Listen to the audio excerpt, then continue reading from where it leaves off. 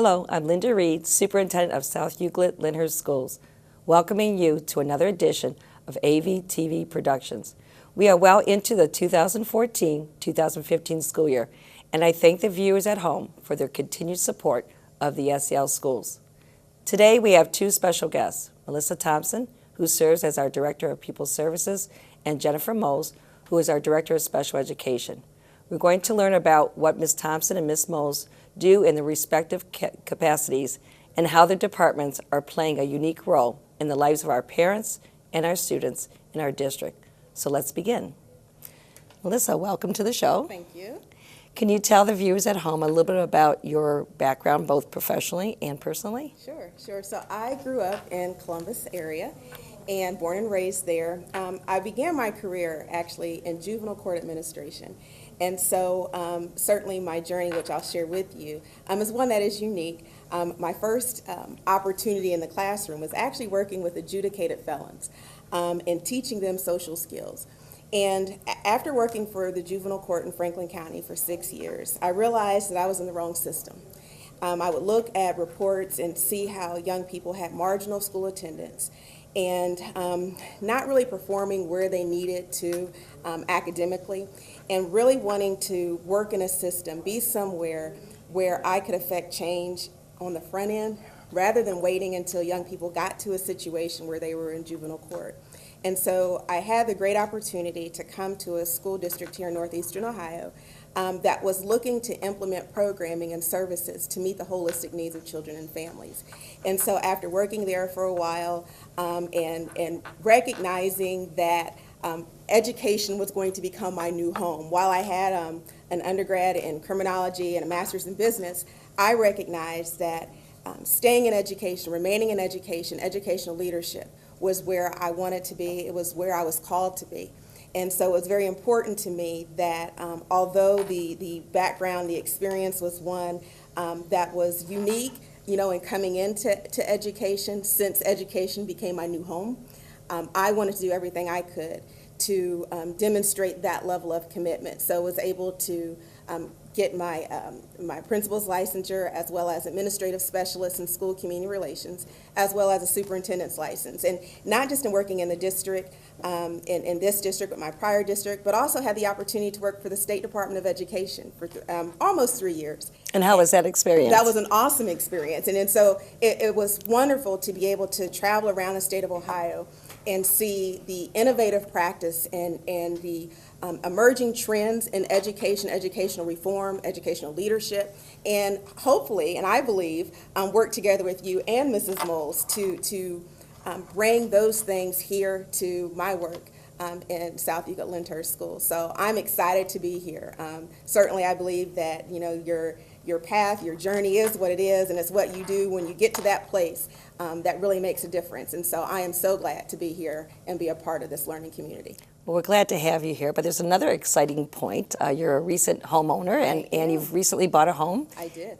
In the city of Lyndhurst. I sure did. And how's your experience going? That's been wonderful. It was really important to me. I mean, obviously having, grown up in Columbus and then, working here in northeastern Ohio and then going back to Columbus and coming back, I wanted to land and just settle somewhere and be a part of the community. And the best way that I felt that I could do that was to become a home owner and taxpayer in this district and support the district where I work, and I'm proud to be. Well, great. We'll get back to you in a few minutes. Ms. Moles, welcome to the show as well, our Director of Special Education. Can you tell the viewers a little bit about your background, where you've worked, your school, and a little bit about your personal life? Absolutely. I started in education working with hearing impaired and deaf students. I was an interpreter and then also acted as a tutor in that capacity. I continued with getting my education at Kent State University, and I earned a curriculum specialist license and also was certified as an intervention specialist at the time. And I kind of changed career paths from hearing impaired to working with students that have emotional disturbances and behavior problems. So I was an ED teacher, which basically was the equivalent of having a whole cluster of kids in the same classroom for 4 years, and we made the journey through high school together and stayed together, and it ranged anything from behavior to mental health issues. So you mentioned being an intervention specialist. For the viewers at home, as really as a teacher who, can you describe what works with students with special needs? Yes. So an intervention specialist is kind of, the person who brings the bag of tricks to the table. In some cases, they can go into a typical classroom, whether it be math or language arts or whatever it may be, and assist that core content teacher. And in some cases, you have an intervention specialist who would stay in a classroom just exclusively teaching the kids because basically their needs surpass just the academic piece of it. And it's much more intensive and they need a modified curriculum, and then that teacher would stay with that group of kids in the classroom all day, whether it be elementary or high school. I was a high school teacher and I kept my kids. So you're not so busy working at school with students here at SEL. Yes. Who keeps you busy at home? Well, I have 2 young children. I have a son who is 2.5 and a daughter who just turned 4, and my husband is wonderful and stays home with them, which takes a whole nother level of energy. But yes, when I get home, we're really never off the clock. Not get much sleep, I'm sure. No. So let's start with you. You are the Director of Special Education. Let's start with, first of all, could you describe the range of students in South Euclid schools that have special needs? And then, what are some of your responsibilities there? We have a very wide range of students with needs. I think a lot of times when people hear, a student with a disability, you tend to think more across, the students who need those more intensive services or the children who are in the resource classes and getting services and stuff. But it can really range anything from just a minor speech impairment to those children who are nonverbal in a wheelchair. And we cover every gamut in between. In some cases, we have children who are double exceptional and they're gifted with extremely high IQs, but then they meet the criteria of a student with a disability. So they're getting services kind of across. So what we do is we take the federal law and we identify through testing if a child has a disability, then we do the best that we can to serve them as individual as possible. They get an individualized education program or an IEP. And every year we meet to define how they're going to be the most successful and give them those coping skills for the areas where they have deficits. So describe real briefly a day in a life. What can a typical day, and we're going to get to you in a moment as well, but what can a typical day be like for you? And I know it's quite hectic. It is. It's quite hectic and it's crazy. It's never boring, and I can't ever really say there's just bad days. It's just different every day. There's a lot of meetings where you go and you sit and just kind of strategize what that plan for that student looks like on an individual basis. We service our students in district to the best ability we possibly can. In some cases, we have students who attend schools that are outside of our district, and a lot of those, we kind of customize the IEP a little bit. We always want them to come home to SEL and be our student again. It can be phone calls from parents, it can be looking over IEPs, it can be going to meetings with Melissa to strategize what's the best approach for a child to be successful in school. You hit those bumps in the road. So every day is extremely different. It's a lot of talking. Well, it's a lot of relationship buildings, Yes. Working with teachers, students, and families, and again, as you mentioned, outside agencies as well. So I know it's quite a busy day, and I witness that on a daily basis with you. Ms. Thompson, moving over to that, because you talk about Director of Special Education, Director of Pupil Services. So what's the difference, or can you describe a little bit about some of the areas of responsibility that you have? So certainly, I believe that South Euclid Lyndhurst is very unique because we have 2 directors working together, one in special education, with Jen, but with me as pupil services, student services. Oftentimes, it is the case in many districts that I've traveled to around the state where you have a pupil services director that has to do it all. And I think that the model that you've brought to our community, our district, is one that is unique and really allows us to spend the time, the energy, the work that it takes to support families in a more holistic way. So, with registration, certainly, when families are new to our district, having changes in housing, so they move within our district and they need to update their records. Registration would do that. Kindergarten registration, so Sure. we want parents to come in early, and get their young person registered so that we can plan for them in our buildings. But also our English language learners, families that move into our area where English is not the first language, English is a second language, so making sure that we provide for the needs of those students. Families that are in transition. Under federal legislation, it's covered as McKinney-Vento legislation. And essentially, it's families that perhaps are experiencing transition that allows them at that point in time to be in a homeless situation. Not so much where we think of, while that can happen, where families are, in shelters or other types of situations. It's a family that just, life has happened. Life happens to everyone.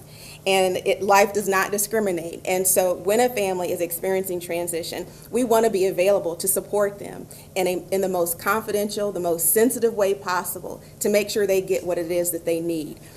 We also, in pupil services, cover the Student Code of Conduct. So every building in our district has a handbook, a Student Code of Conduct. And so certainly, we want to keep that book updated. We want parents and students to be aware of the contents of that book, not just the planner portion of the book, but Sure. also what's in there as it relates to our expectations. It's almost like a contract. When I go to the buildings, I talk to students, I tell them it's like our contract with them to make sure that they get the best quality education here in the district. And so it's that agreement that we're making. Discipline also is related to that, so Sure. that when a student does violate, never bad people, not bad students, but sometimes they make bad choices. Just as part of growing and learning and developing, they sometimes don't do the best thing.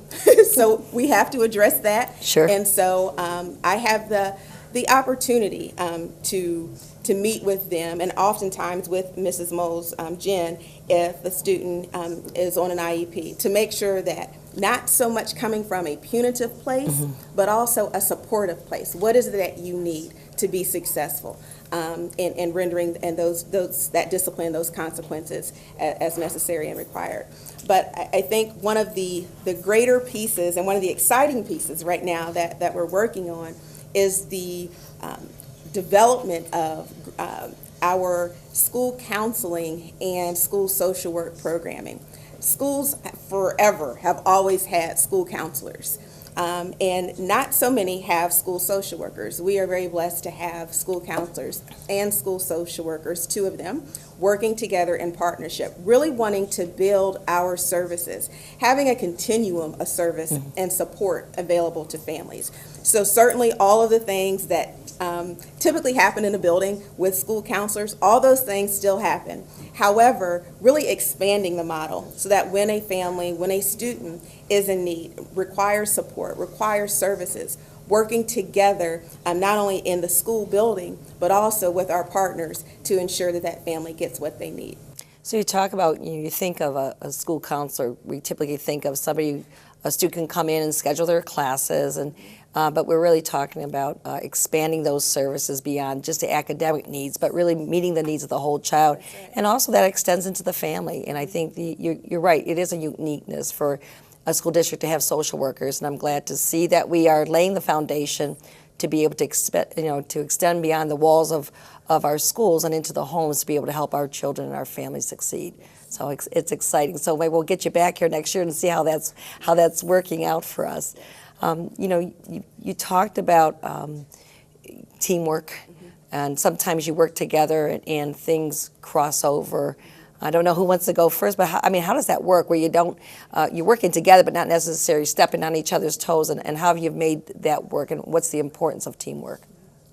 You want to start or you want me?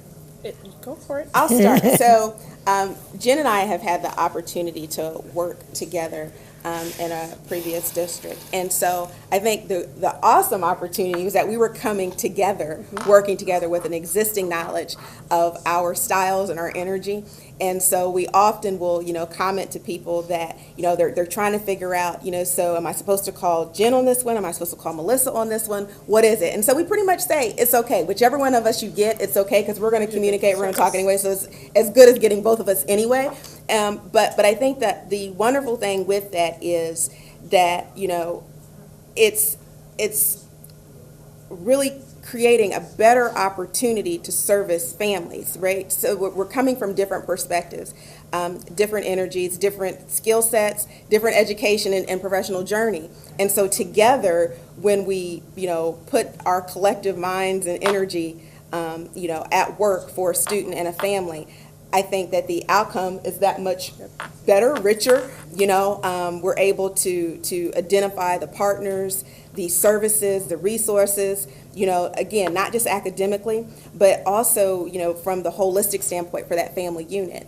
And so I think that I think it's seamless, and I think that the staff in the district that have had the opportunity to work with us and kind of see us in action, would probably agree that it's seamless that way and feel as though, they see the teamwork. We try to demonstrate that, even if it means co-facilitating meetings and just whatever Sure. the need arises, we try to rise to the occasion. Great, thank We're you. entertaining. That too. But it is nice. I mean, we have over 700 students that receive services as students with disabilities, and there's just a lot of crossover with Melissa. I mean, she services all of the students with the counseling and the social work and the mental health piece, and so it's nice to be able to bring those services together to kind of bump it up to serve as a student with a disability. Or sometimes she just crosses paths with students. She's like, maybe we need to look a little bit deeper and see if they need something a little bit more. So it's nice to be able to tag team it and have two sets of eyes on a situation. When you talk about services and community partners, I mean, do you sometimes share those community partners with regards to, and what type of community partners would they be with regards to social work or mental health? So what kind of partners have we been working with? So I guess I can give you an example. So as part of Pupil Services, Jennifer has the special ed students with a disability that are covered under IDEA.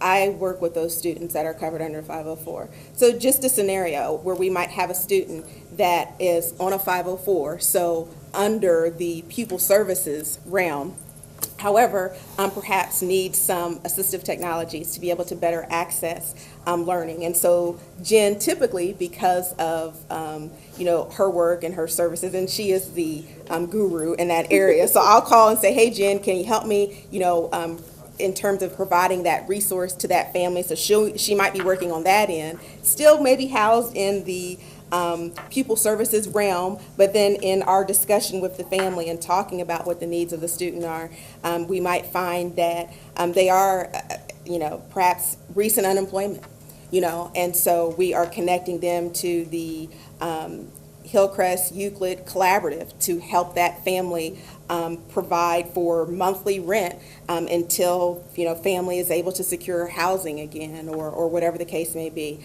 or otherwise making referrals to one of our school-based mental health partners, that can provide some services and supports because of the challenges perhaps that the young person or the family is going through. So I think it's really, it requires keeping an open line of communication. Sure. And working together to do whatever it takes, removing all barriers to help a young person to be successful. So it's like a constant overlap, but it's one that I think that we manage very well. And again, I believe that our students and families and staff here in the district benefit from that level of teamwork and partnership. Good. Absolutely. So, I've witnessed a day in the life of both the Director of Pupil Services and the Director of Special Education, very two committed women here for our young people. So what is the most rewarding, not the most, but what do you find rewarding about your job, even on those tough days? It's the kids. It always comes back to the students. I think when you know that you've made a difference in the life of a young person, it just makes everything okay.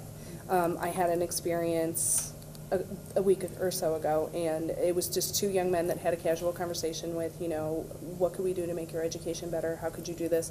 Crossed paths with them a couple days later and everything, and it was just that excitement to see. It was like somebody cared about me, and it's those little things that you do to give back, and you just don't realize that on a daily basis when you're trying to make decisions and everything, that it ultimately comes back to what's going to work best for them and lead them to be successful young adults. Knowing that you made a difference. Absolutely.